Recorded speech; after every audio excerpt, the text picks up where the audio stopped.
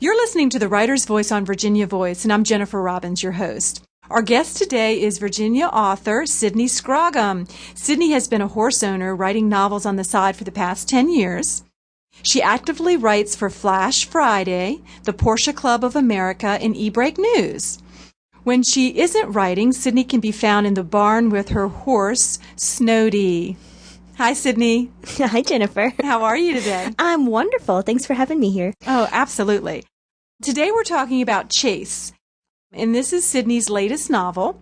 Welcome to the show, Sydney. I'm so happy that you're here, and it's such a pleasure to have you in the studio. Thank you. I want to talk about your novel, and this is a fantasy novel, so there's a lot of folks out there that love fantasy, and this is a fantasy novel for younger adults. So tell us about your inspiration behind your new novel, Chase. The inspiration behind the novel and the story, or behind the fantasy world, because they're a little bit different.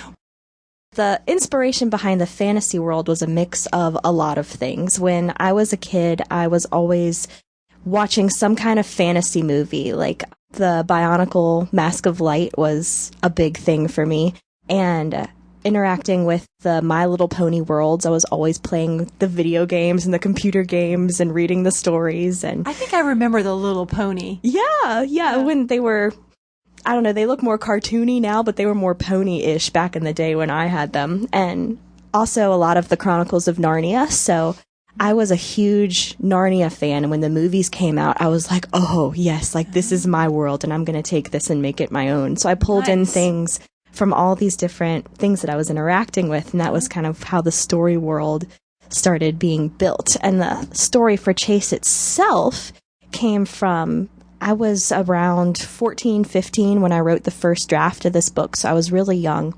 Wow. And I'd had a friend who was going through a really dark time, and the way that I've always expressed myself through story is just like, oh, I've got to have something to say. Like, this is my main way of communicating with people. And so I wrote this story to kind of address the question that my friend was always asking me: how do you know that God is real and that he cares? I placed her in the story, I won't tell you which one she is, and also God into the story to kind of answer those questions and explore those things. So it's kind of a big picture allegory in disguise, but oh, I love that. Yeah. Okay, that sounds great. One of the main characters is Lauren. So I want to know a little bit more about her. What is she like? Because she's a main character. She's just about like your average teenager raised by, well, most of her life has been by a single mom. Her dad has been removed from this story to come into a book later and kind of develop her past a little bit more, because you find out later in the book that she's actually an Agilrean native. So I don't know if you've read that far, and I may have just spoiled it for you. But oh, no. That's okay. I can't wait to get there. Yes, and she loves Disney movies. She loves things really simple, and she's always dreaming. I threw a bit of myself into the book this way because she's always dreaming about something bigger beyond herself, wondering where she's headed, what she's doing with her horse, and just wondering, oh, Dungeons and Dragons and vineyards and wild, crazy adventures on mountains. Like, that's Lauren's thing. She's always headed for the next big thing. Oh, that's neat. So she's really into adventure. She is, which is why she was the perfect character to go wander into my fantasy world. Interesting. So this is obviously a fantasy book for younger readers. Give our listeners a glimpse of what a Galway, did I say that right? You did. A Galway is like, because that's the fantasy world in this book. So let's kind of give our listeners an idea of what it's like. It is the most colorful place I see in my mind. The green is very, very deep green, like a hunter green. And then there's lake water by a beach, which is kind of where Lauren and Chase meet, is in this area. And the humans in a Galway live on the island on this lake. And so the lake water is always really clear and blue, kind of like Caribbean type. And the mountains are in the distance, and they're based off of the Blue Ridge Mountains, so they're very blue and kind of rolling and wooded. And the rest of a Galway is either trees or valleys. And there's other places that I'm gonna explore in other books in the future.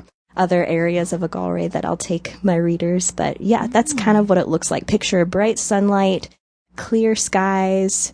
That's a gallery. It sounds like a lovely place to get lost in or go to. Yes.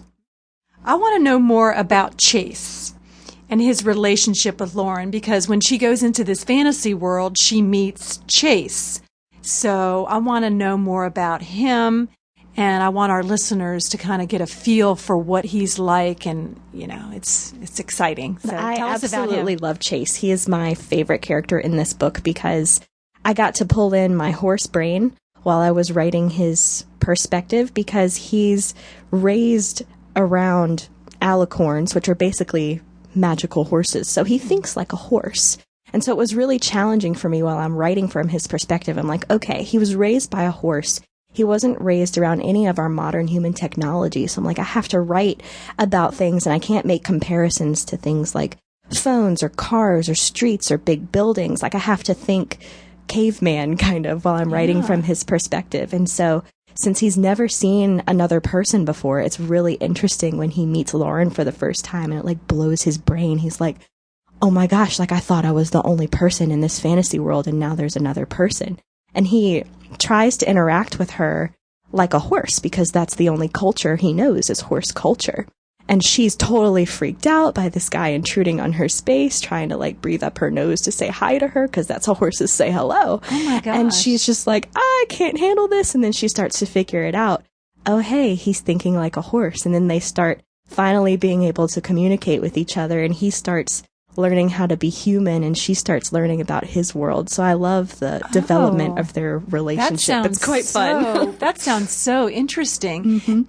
So he communicates like a horse. So give us an example of what he would say to Lauren.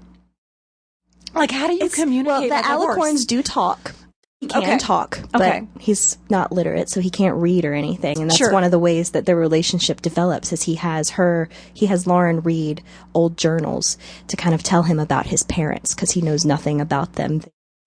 They sacrifice themselves for his life, and that kind of is brought more to light as the story goes along. But what was the original question? I forgot. I was just like, I was wondering like how he communicates. Yeah, how Chase, like you said, he communicates like a horse. So I was like, can you like paint a picture to our listeners? Like, okay, so he's a human, obviously, but he has not had any interaction with any humans, right? Right, that is correct. Until he meets Lauren. And when he first sees her, she is unconscious, because all the other alicorns have been frightened by her, and they've knocked her unconscious.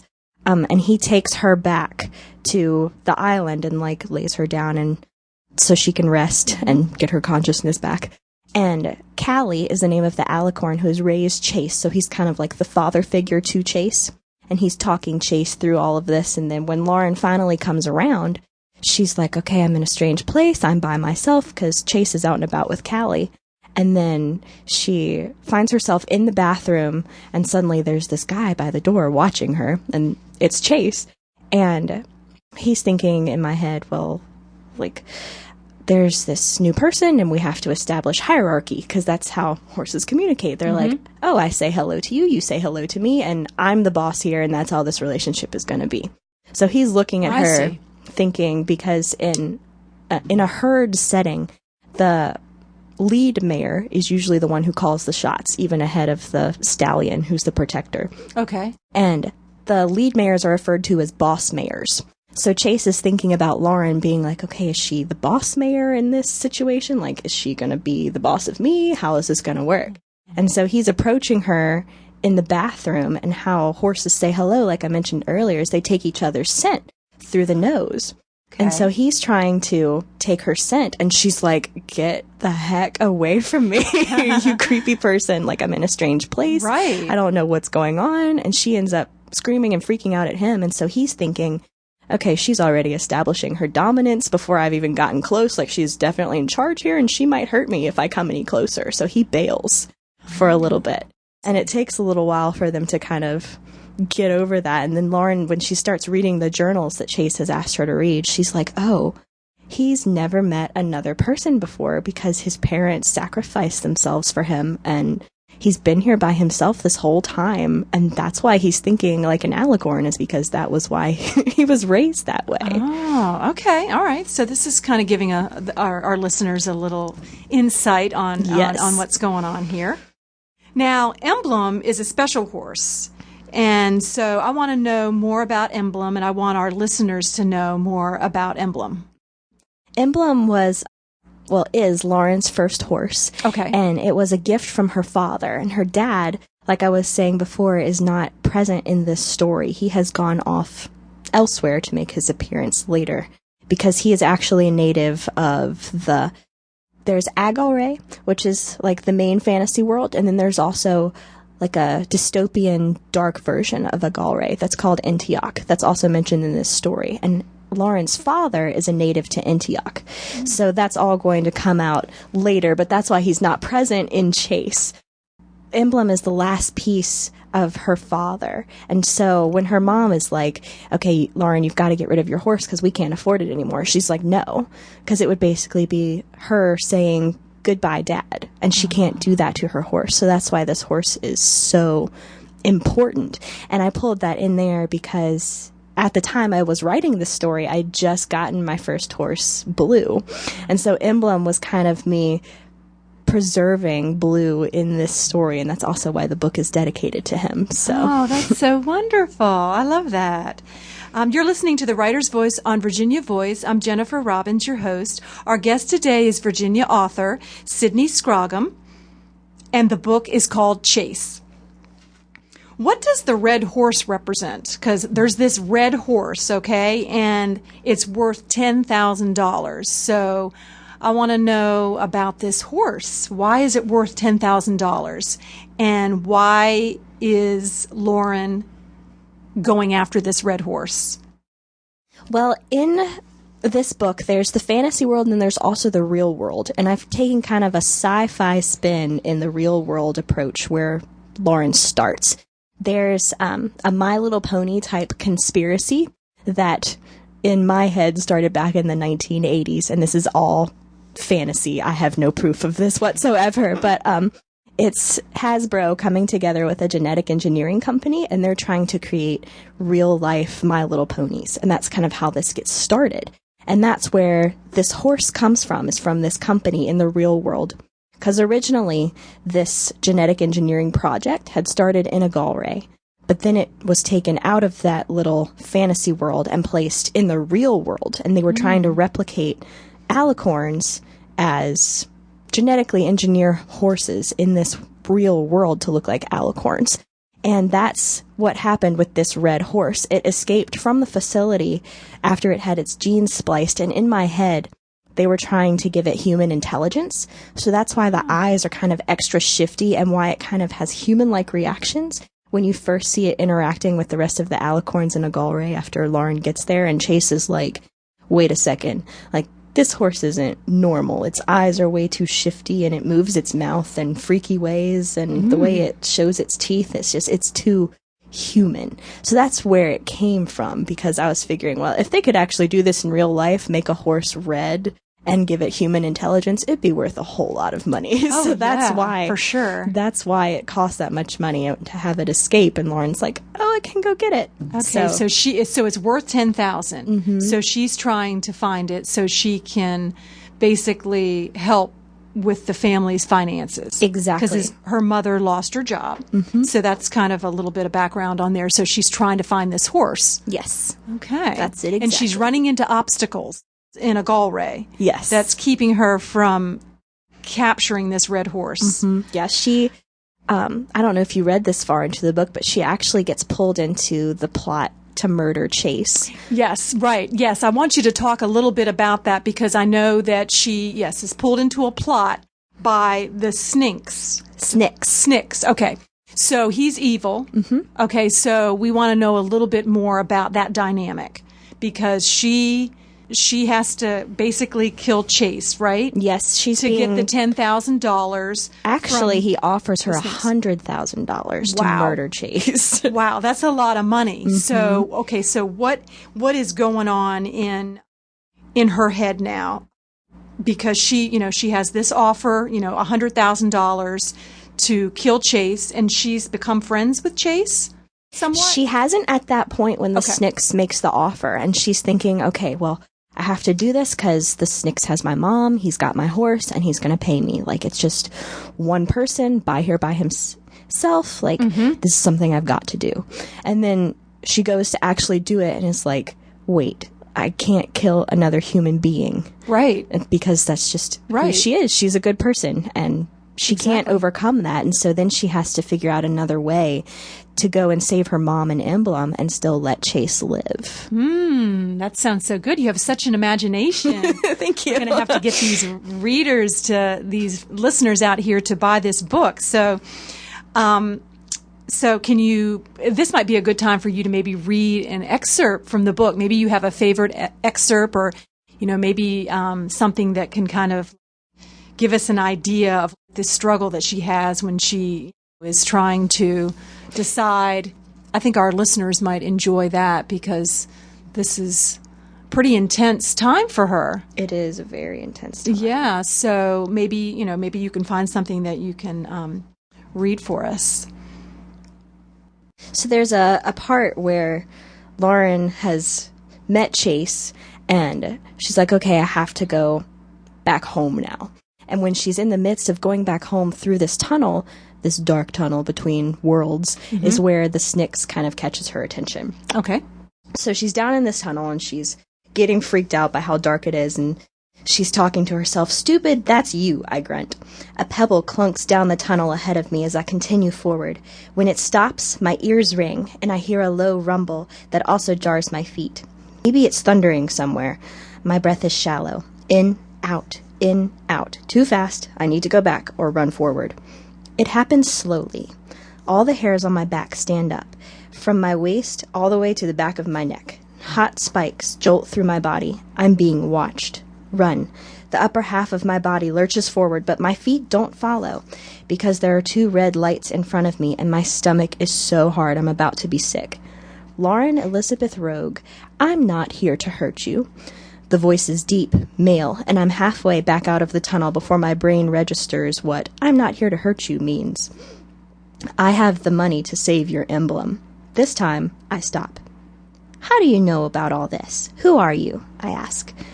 The 2 red lights bob a little closer, close enough that I can see they're attached to a figure shaped like a person, but I can't make out details in the dim light. There's a soft chuckle from the figure, and I can't decide if it's the creepy little child molester chuckle or if it's just the joking father chuckle. A little red horse told me, the voice finally says. You see, we can make a deal. We both need something. I don't stop to consider how many movies I've watched with girls in situations like this asking stupid questions before their throats are sliced open. I back up. I'll have to find another way home. I have the $10,000. You can have it right now. Okay, I'm listening. I'm close enough to the exit that if I screamed, someone would hear me. Chase and Callie can't be that far away yet, can they? The figure makes a few steps after me, and it's only then I realize its hand is outstretched to me. The bills are reflecting sunlight. All this hassle would be worthwhile because I could go home and keep Emblem. I bite my lower lip. The $10,000 is right there waiting for me. I've never seen such a wad of cash. I reach for it. The figure jerks its hand back. Only if we have a deal. I take a step back when I realize I was actually following this figure back into the tunnel. What's the catch? The $10,000 is to seal our deal. I have a full $100,000 waiting for you. That's more cash than I think Mom and I have ever had during both of our lives combined. I have a certain... The voice trails off into almost a purr. Nemesis. He has a barrier around him that I cannot get past. But you can. What do I have to do exactly? I ask. I don't like how this sounds for me. Plunge this dagger into his heart. The sunlight reflects off the blade, and I squint and twist away. That's the most overused villain line I have ever heard. You couldn't choose something a little more original? It growls. My heart takes the body and the spirit. Who's your nemesis, I ask. He pauses for a moment, and then the voice says, the guardian called Chase. I frown. Murder is completely unacceptable, especially murdering someone who took me in for a night when he didn't know me. He's been killing my alicorns, the voice says. It's time this senseless slaughter stopped. Thanks, but no thanks, I say. I'm not a murderer. Pity, because I'm watching your mother right now. And your emblem. Are you threatening me? My voice rises, and I wish it hadn't. I'm giving you a choice, Lauren Elizabeth Rogue, the voice says. Chase or your mother an emblem, with enough money to easily support the three of you for a year. That seems fair, doesn't it? I try to imagine myself putting a dagger into someone's heart, someone's face that I can't see. I can still see Chase's blonde hair with rough edges. It's light that would go out of his blue eyes. His blood would be on my hands. The voice in this darkness would also be bluffing. Maybe he just knows my name some other way. Why can't you just ask Chase to stop killing your alicorns, I ask. He hunts me. Who are you? I'm a friend to you. You're lying, I say. A friend wouldn't threaten my mom or my horse. You're too fresh to understand, the voice says, so I brought a little extra initiative. No. A sigh. I knew you'd be difficult. A hand stretches out to me, this time with a phone. When I don't take it, the shadowy figure thrusts it to it more forcefully. I pick up the phone, and there's a gasping voice on the other end. I say hello. Peach? I clutch the phone. Mom. Honey, I love you. Mom drops off suddenly into a shuffling sound. Mom! Click. The phone trembles away from my ear. I jump when a cord is tossed at my feet. Keep it, the voice says. The dagger is next to a clatter at my feet, and then there's a dull thump from the wad of cash. Do we have a deal? My mom's voice is still in my ears. I pick up the cash and tuck it down my shirt, and then I put the dagger into my hiking boot and roll up the charger cord into my pocket. Deal. Wow, that sounds so good. Mm-hmm. I'm sure our listeners are intrigued. That's great. Thank you for reading an excerpt. You're welcome. Now, let me ask you a personal question. Do you have a favorite author? I do. Who's your favorite author? Maggie Stiefvater right now is my favorite author. And I actually didn't know this when I first read her book that I love so much, The Scorpio Races, but she lives like right down the road from me. And I'm like, how incredibly ironic is that? And is she a fantasy writer as well? She is. Nice. Okay. Very nice. Okay. Now, is there anything that you want to add about your book? It sounds like a very exciting book. Is there anything you want to add about it? Maybe, do you want to talk a little bit more about the inspiration behind it? Maybe you said there's some undertones about God and religion in it. Do you want to touch on that a little bit? That's up to you.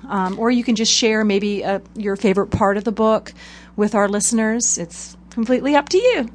Well, this book is going to be a part of a chunky series. Okay. I've been telling people that I'm kind of writing it backwards, like Star Wars movies came out, because Chase takes place later on in the series, and then I've gone back and written Ariel's story just very recently, which I really love. I think Ariel's my favorite character out of all the characters of the Guardians of Agalre.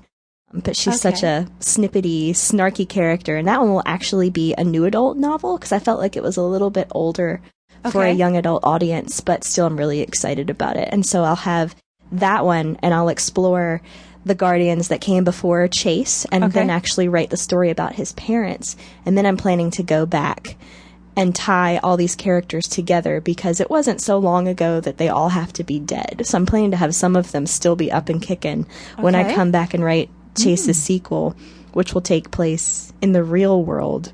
Oh, wow. Explore Chase's struggles as like with a horse brain trying to live among people. Okay. So I'm excited about that. So you do have a new novel coming out. I do. So what is the name of that? I had been calling it Ariel's Story. Okay. But the working title that I'm going with right now is Back to You and Me. Okay. Back to You and Me. Back to You and Me. How did you come up with that? It was a song that I'd been listening to, and it just kind of stuck in my brain while I was thinking about the relationship between Ariel and Ryan, because they're guardian partners, but they also have romantic history between them. And Ariel has kind of pushed him away and blocked him off because she was sexually abused as a child. And that's why I'm saying it's not really a young adult book, because I don't want to enter into any hairy waters with young kids, but I think it's because of that even that I love her character so much. Like to try and write from a victim's point of view and then to be able to take her through that healing journey where she's like, you know, I'm still a valuable person that has worth and I can still fall in love with someone and our relationship can be okay. So I've absolutely just enjoyed that. So the whole story of Back to You and Me is just kind of Ariel and Ryan coming back together after they'd had a relationship 5 years ago that didn't really work, and then they find each other again and it works. Wow. The things to come. Yes. So where can we find you, Sydney, on social media? I want you to tell our listeners that, and then also your website, and where can we find your book? And do you think there's going to be an audio book in the future? Because Virginia Voice, you know, is all about helping the folks out there that are visually impaired, because they like to read too. So let us know some of those things.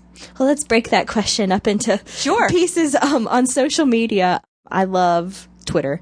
If you tweet at me, I will always tweet back. My handle is Sydney_writer. I'm pretty easy to find if you just start typing in my name. I think I'm the only one that exists, but I could be wrong. That's a good thing. Yeah, and I'm also on Pinterest. Okay. Which for a visually impaired audience that doesn't really help much, but I use Pinterest to store up inspiration for my story worlds. Okay. So I'll have a board for each character, what I think they might look like, what they'll wear, and that's how I kind of store things. Okay. And then I have Facebook because I have to. So I'm under Sydney Scrogham Writer is the web link for that, facebook.com/Sydney Scrogham Writer. Okay. And that's just... I keep people updated there, but it's not my main niche. My main niche is Twitter. I absolutely love Twitter. Oh, good. I like Twitter too. So we can find you on all those different platforms. And then also...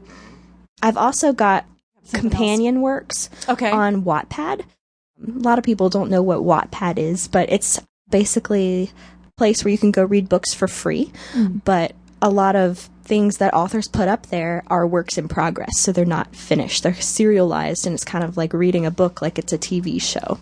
So I've got related works to chase up there as well, and I hope one day those will all be published in a giant chunky piece, but we'll see. Right. And then can I find your book on Amazon.com? Yes, you can. Okay. What about local bookstores here in Richmond? That's a little trickier because of the way my book was published. It was a hybrid deal, and it's print on demand. Okay. And print on demand means it's not a mass market paperback. So big stores like Barnes & Noble, Books A Million won't pick it up unless a book distributor says, hey, we want this book and we're going to send it to you.